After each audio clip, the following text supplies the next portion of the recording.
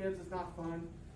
Homeless people not having good resources. So we just really enjoy reaching out into the medical community and having authentic experiences for our students.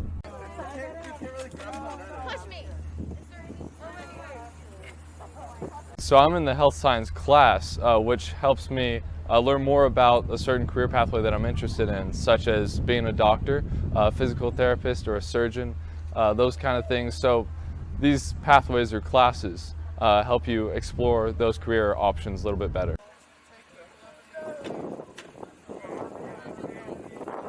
We love doing stuff like this. All paramedics have different opportunities, I think, to showcase sort of what we do and tell students. It's more interesting here because they're students that at least have some interest in fields like this. And